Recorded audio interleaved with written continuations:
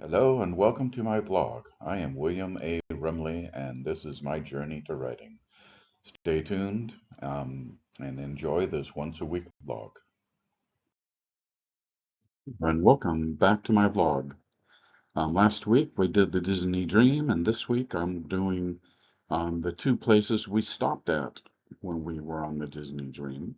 And the first was Pompeii, and then the second was Rome. So these are some pictures from that and some commentary that I have from our visits there. I hope you enjoy it. Stay tuned at the end as our updates, and we have made some progress this week. Enjoy the vlog. One of my bucket list items was to visit Pompeii on this tour, and it's something I've never done before and something worthwhile doing. Um, Not only visiting the ancient ruins of this disaster in history, but also getting the full story, and it was emotional for me. So what I want to do is I want to start off and tell you the story of Mount Vesuvius and the story of Pompeii. And I got this from the guide, and then I redid it and corrected it because she made a lot of mistakes. So these are the factual mistakes based upon evidence coming from archaeological reports and so forth. Mount Vesuvius erupted in 79 AD, that long ago. At the time, in Pompeii, there was around 12,000 residents. The volcano has currently two peaks today, the larger Newer Cone and the older Mount Sama Ridge. Although there have been earthquakes in the years before the eruption, including a major one in 62 AD, the people of Pompeii were used to the tremors, and so they didn't recognize them as warnings. When Vesuvius finally erupted, it buried Pompeii under ash and pumice and collapsing roofs, and later sending deadly pyroclastic surges throughout the city. Archaeologists have found over 1,500 victims, and every day.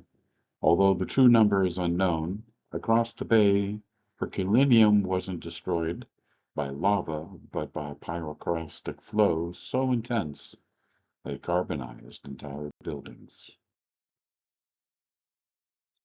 So this was a shore excursion from the Disney company, and here we started with we got off the ship and we joined a bus that drove us all the way to Pompeii somewhat along this red line. To give you an idea, the Parco Nacional di Vesuvio is Mount Vesuvius, and over by somewhere a little around Portocini is Herculaneum. We didn't stop there, but it's just where it is. Thanks to Google Maps, I was able to get a very nice picture of the top of Mount Vesuvius. And here you see clearly the two points. And one point is Mont Soma, which is actually the edge of the previous volcano. And you can see by its circumference, it was huge, even bigger and circular than Gran Corono. And the Gran Corno is when Mount Vesuvius stopped erupting and then solidified into a new caldera. So this is one volcano with two applications, but in the distance you see at the right directions, especially from Pompeii, two peaks. Here I show you standing on the streets in Pompeii, what Mount Vesuvius looks like from the city. That's how close you were. Inspiring. Well, I put together this artistic rendering of the Pompeii map, and it's not 100% accurate. You can go online and find it, But here you see that Pompeii was a big city, and it had all the standard things that you would find in a Roman city at the time, including an I'm not even going to try to pronounce the Italian words, a Colosseum, the home of the minister, a formal forum, an exercise field, a temple to Apollo, and the richest person, the casa, the home of Fauno. Plus, you can see the city walls here. You can see the water flowing. There's a lake in the middle of it. It's a pretty interesting place. And if you ever go there, it's 10 times bigger than what this map is showing. It is city block on city block on city block, with most of the homes have lost their roofs. Some are still buried in the mud and soot. Those that have been excavated, you can and have been rendered safe, you can enter into, but don't think that the streets are safe. Don't think that everything is flat. It is an ancient ruin and it's difficult to move around. I'll show you some pictures of our travel. Just so you know, we took the Disney disabled um, tour. So we were with a number of people in wheelchairs. I myself walked with a cane, and it was keeping us on as much as safe footing. We saw maybe 15% of the place. However, it was still enough to get the feeling and the idea. I'll share some of that with you now. So we were with wheelchairs. We were allowed entrance through the disability entrance, which is pretty much the exit, and it gave us access to a bridge. The bridge went over this open area here, but this open area showed you the very tops of the walls that surrounded the city. Now, keep in mind that the walls themselves extend into the ground another 3 or 4 meters, and that's how tall it all was. And then before that, it was all a river. After we left or came over the bridge, the first thing we saw here on the right was the city Colosseum, which is where they did their sporting events. Later on, it's not answered if they did gladiatorial games, but slaves did fight there, but we don't know if they were to the death. There's no archaeological evidence telling us that.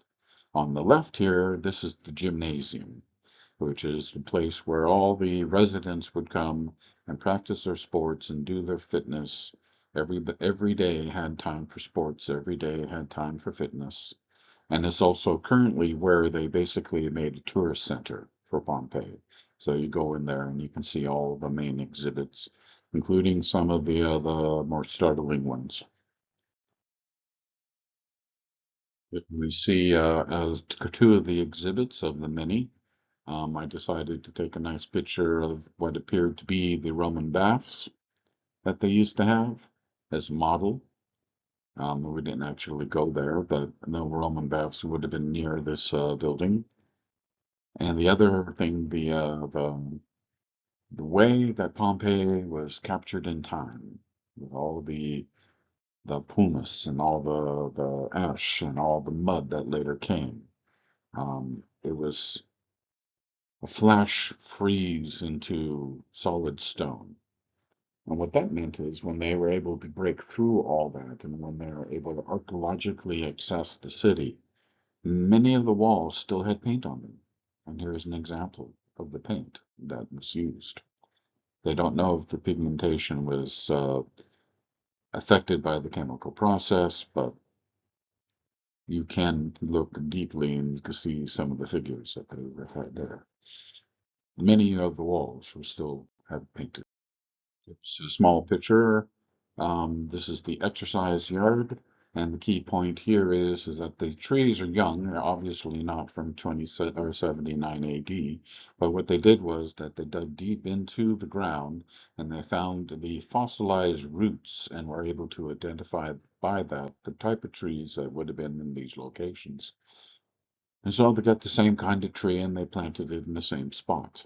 And therefore, you can see that as far as they were able to tell, that the location was used for making running tracks, and maybe they raced chariots here, or this is where they did their discus and their javelins and their shot puts. Remember, all the Olympic field games were actually Roman. They were practiced even here. And here on the right is a community room. This is where the teams would get together, or the coaches would be giving their lessons, or where the uh, the the rivalry of teams happened. They had interesting energy. One of the archaeological pieces that they found was a complete circular doorway that still had some of its wallpaper on it. And here you can see the remains of that wallpaper. And from it, you can kind of get the idea of how the whole place was designed. It was not just flat paint, it was intricate. It was, everywhere you looked, it was pure art.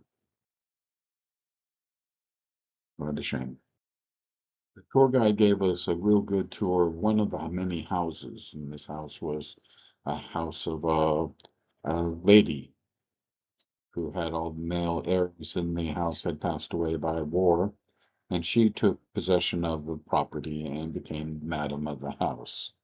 And it was a house of pleasure. It was a house of um, community.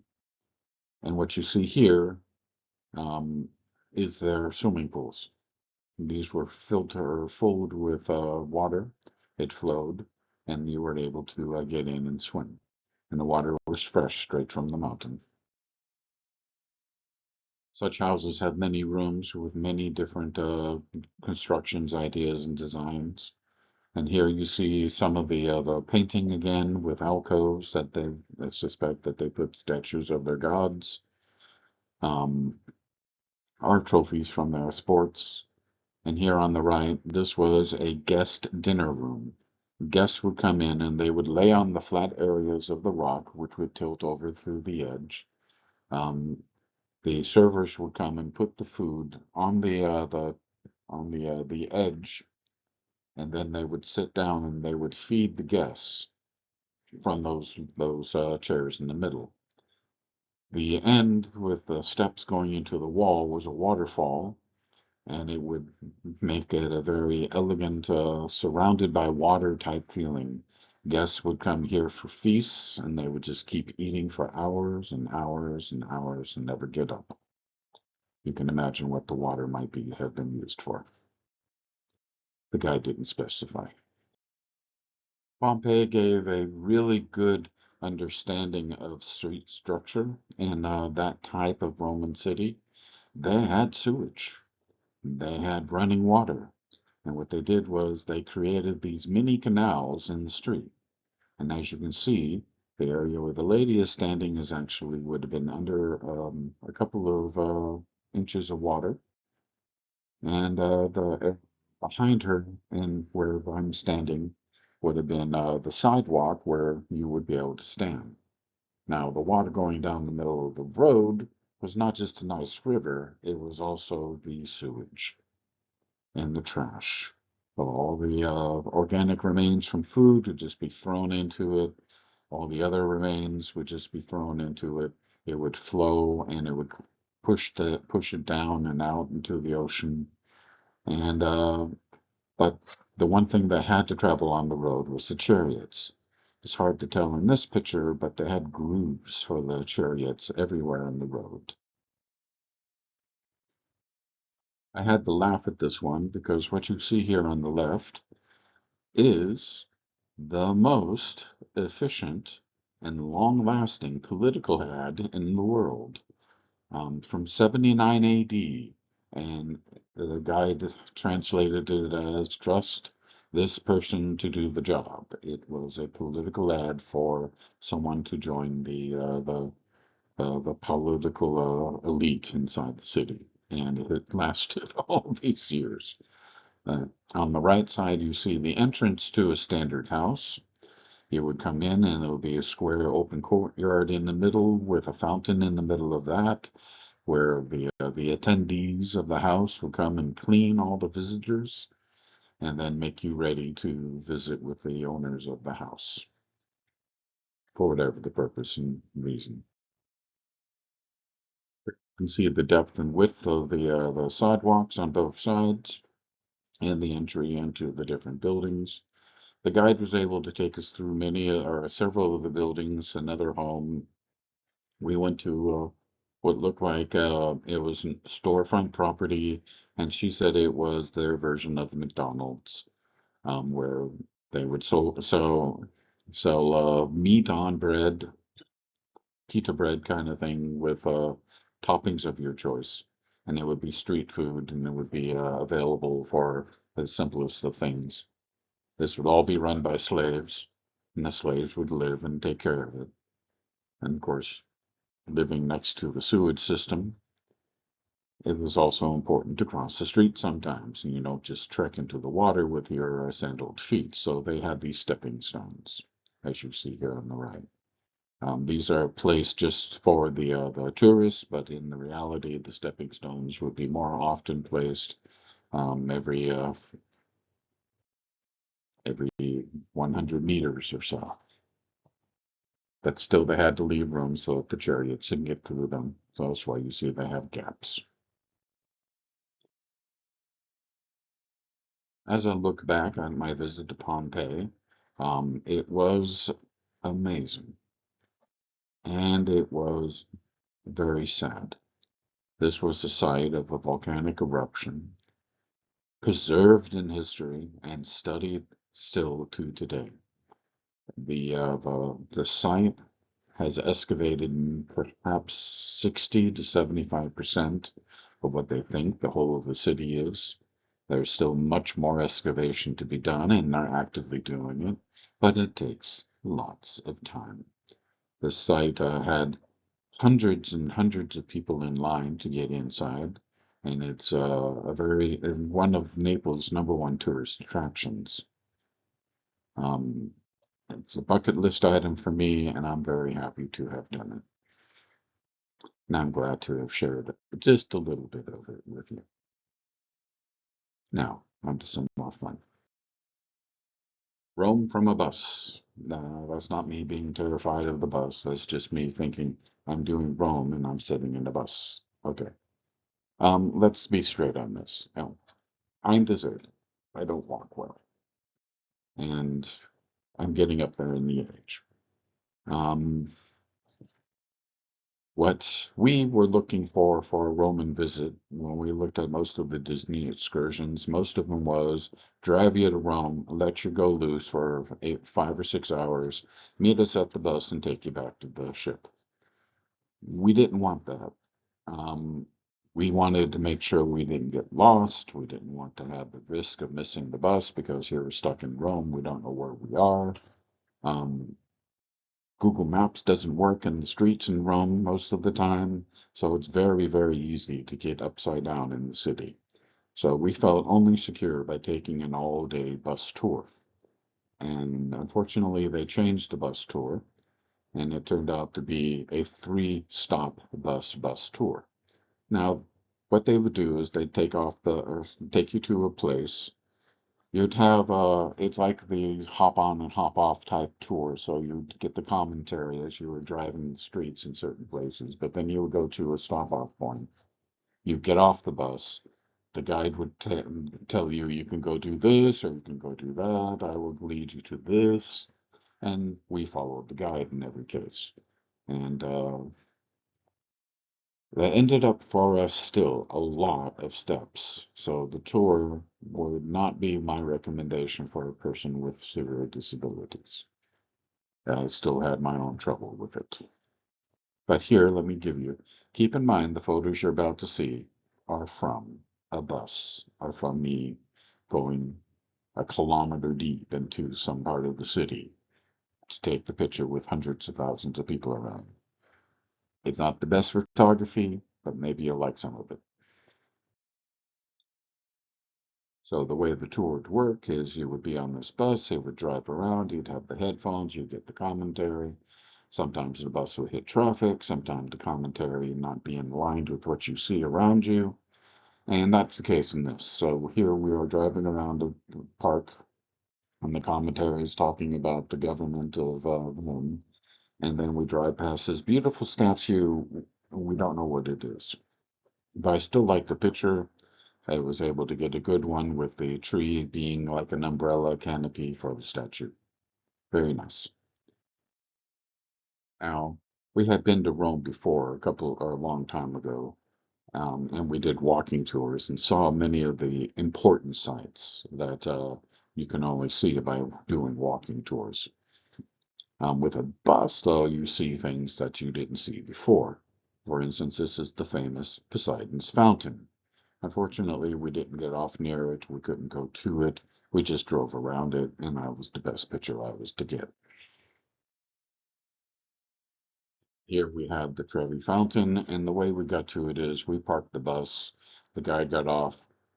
The group joined the guide, and the guide said, if you want to see Spanish Steps, you got to go that way. If you want to see Trevi Fountain, follow me. We're going this way.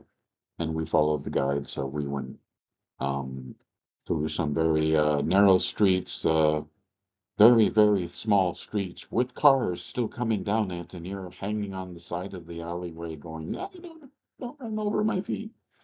And then finally you get here, and then you're in a place with about 600 people all crowded around, and everyone has cell phones trying to get some kind of a picture of the fountain.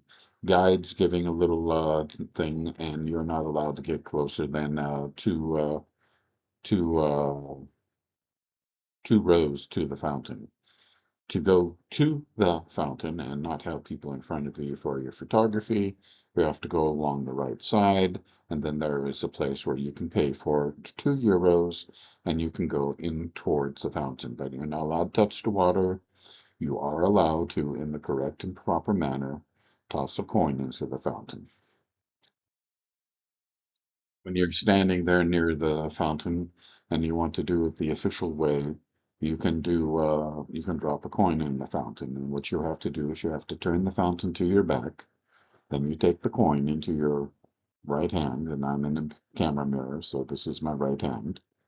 And you toss it over your shoulder, and it hits into the fountain.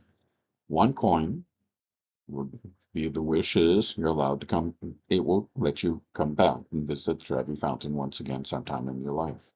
2 coins will be immediately you divorce your wife or your husband. 3 coins, you immediately marry your mistress. You don't get make wishes. Those are what you use the coins for, according to our tour guide.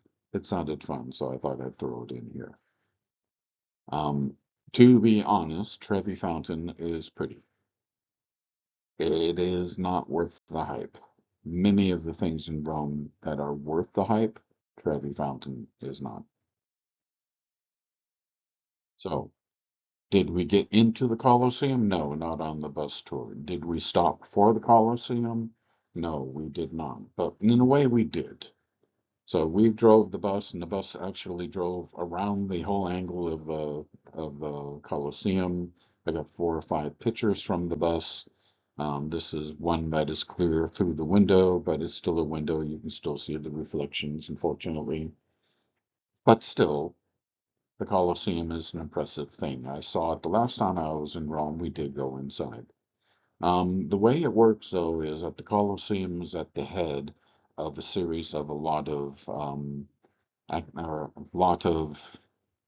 things. So out next to the Colosseum is the Great Archaeological Dig, which is the official graveyard with the oldest people and the grave of all the old Romans are there, including Julius Caesar and Remus and Ramos, the originators, or the first grave of the first people who built Rome, and many, many more.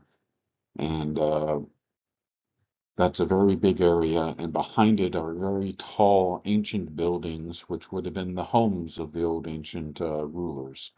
And this actually is Old Town Rome. This is the actual real city that is known as Rome. Beyond that was the circus, or the place where they would do the chariot races. large field of long length, and then around behind that was a big hill. And up that hill at the top is where the buses parked. And we parked there for an hour and a half, and they said, okay, in order to see it, just go down the hill, go around the circus, walk the length of the graveyard. Then you'll find the entrance to the Colosseum. Wait in the queue, pay the fee, then you can go inside and see things, but don't go into the Colosseum. We wait for you for an hour and a half. Across the street from the bus stop was the thing that we all did instead. This is the Rome's Municipal Rose Garden. And here in the distance, you can see in the picture the red buildings, that's the ancient Roman places where Julius Caesar and all the Roman parliament and everything met. And that's the old city Rome. But okay, let's talk about the Rose Garden. Every time a head of state visits the president of Italy, they bring a rose and it's buried here. This is a very beautiful, very serene, very peaceful place surrounded with this is like maybe 5% of it, very, very large, all filled with roses in the heat, in the sun. So after an hour and a half waiting, we all were done with our sauna. We got back on the bus and took more of a ride. I think we meandered through more of the streets of Rome and saw more of the sights from a distance. Drove past things real quick. Pictures were nearly impossible. Commentary was very good. And then finally, the stop at the Plaza Nirvana. This has got three master fountains. Also has a number of nice balconies and cafes and shops. And so we stopped here for about an hour. And here we got off and we had some gelato, and then we went through a couple of shops, bought some souvenirs, and then saw the three fountains. And this is the fountain Fontana do Moro, where the one in the middle is wrestling with a dolphin. This is the famous fountain of the four rivers, Fontana do Quattro Fumio.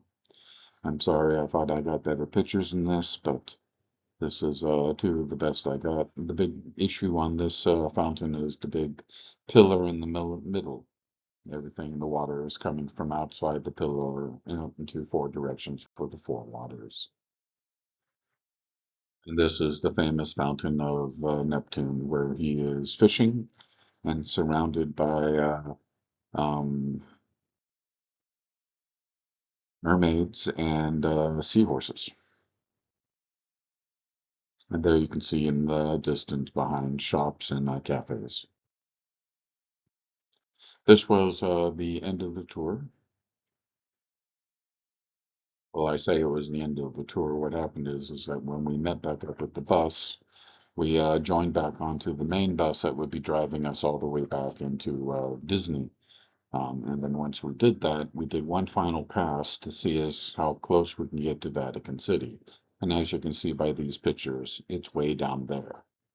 That's the Cathedral of St. Paul, but it's beyond the gate, so you don't get to drive a bus near the Vatican.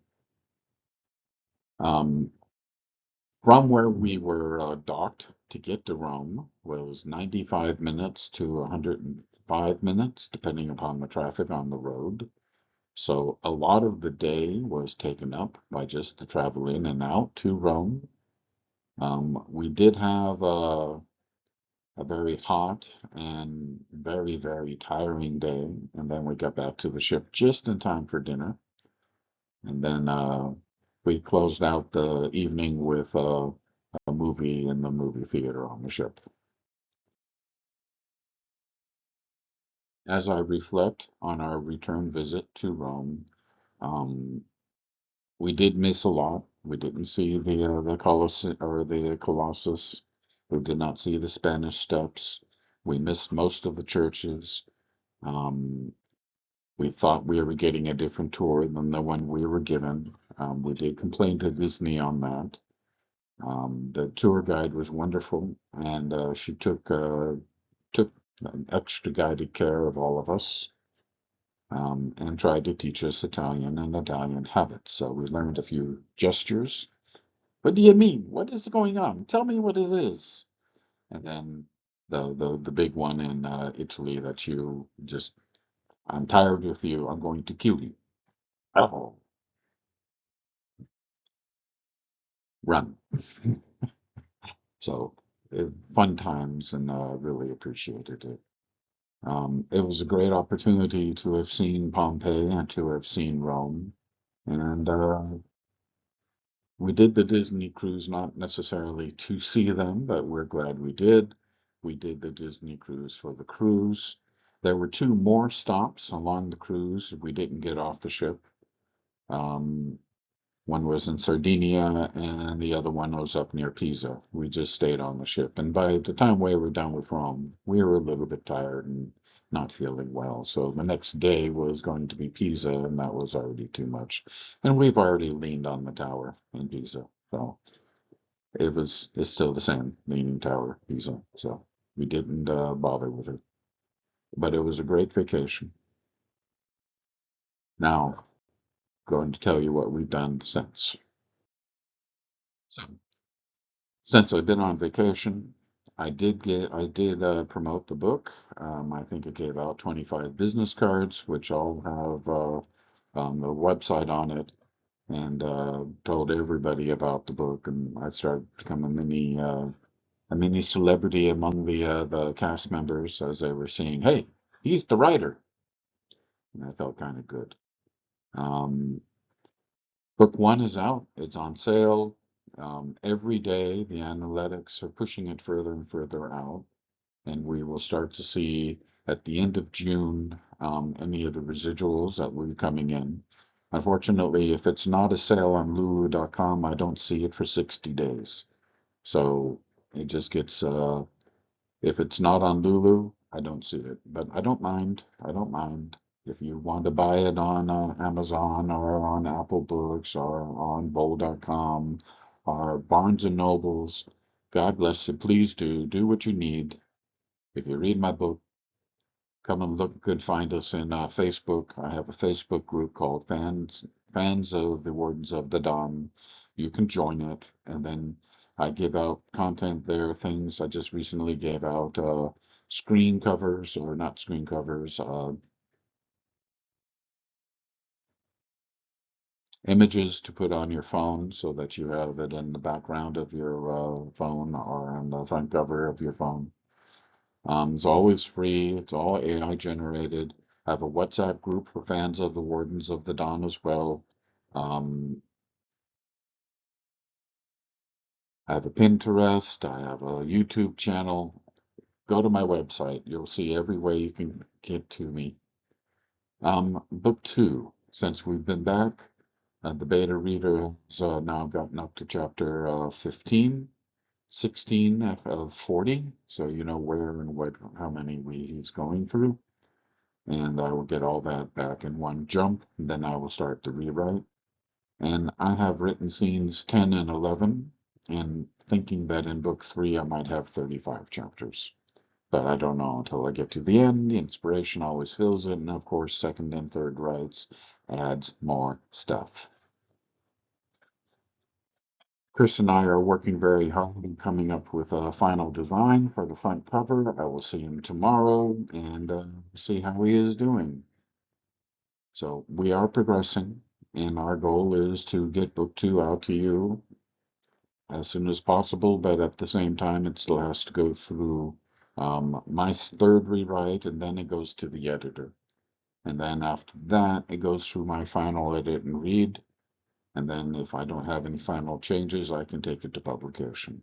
And publication takes 2 months.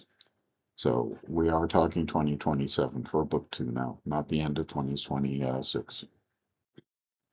But as we are progressing with book two, and I'm now on the same side as book three, my intent is when I get my book back, I hope to have when I get my book back from my beta reader, book three ready for the beta reader. Then I'm working on book two as he's beta reading book three. And then when I turn book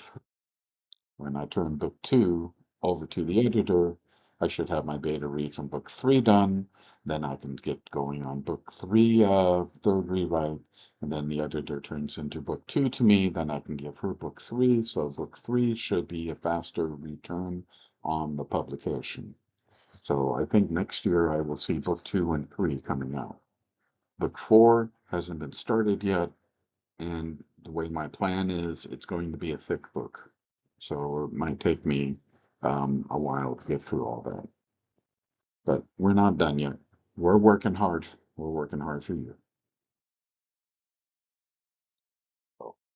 My reflecting point for this week. Been back to work. Been a heavy week for work. My organization is doing a lot this week, and I'm supporting it. It was also my birthday. Yay! I'm 59. And I got this week, after we got back from the cruise, it was so good, so wonderful. Clothes didn't fit. We got on a diet.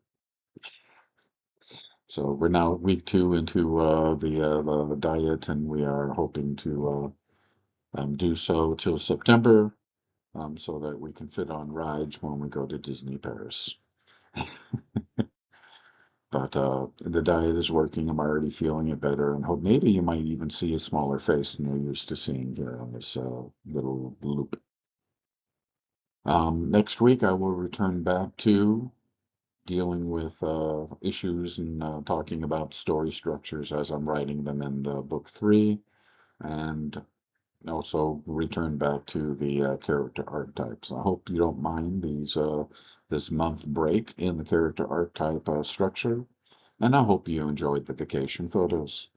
It is important for every writer to take these breaks and to show the readers you're a human being too.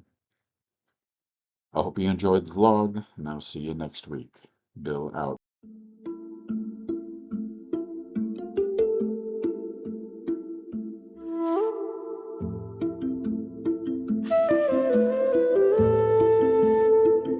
I was born in the shadow where the giants tread, bound to power's whisper and the life I shed. A pale rider walking through a world of stone, a flicker of sorrow, forever alone. Through the stone I wander, through the marrow and bone, blinking through the places that were never my own. Every mission a tale, every order a change. Yeah, I move through the darkness to soften the pain. I sing in the quiet where no one can hear, a solemn of longing, a hymn to my fear. My voice is a fracture, a break in the scene, a trembling echo of the girl in the dream. But when I am shifting, I finally feel free, unbound by the weight of what power made me. I slip through the granite, through the pulse of the land, a wanderer dancing where none understand.